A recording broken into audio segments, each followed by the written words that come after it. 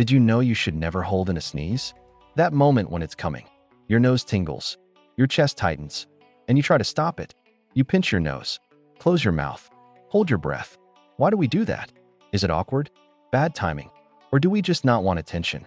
Have you noticed how sometimes right after, your head feels strange? Or there's pressure in your ears? Or your chest feels tight for a second? Most people ignore that feeling. They think it's nothing. Quick question. Have you ever held in a sneeze before? If yes, like the video and subscribe. Because here's the part nobody tells you. When you stop a sneeze, all that pressure has nowhere to escape. So it gets forced back into your ears, sinuses, or chest. So yeah, sneezing is annoying. But holding it in can actually be worse.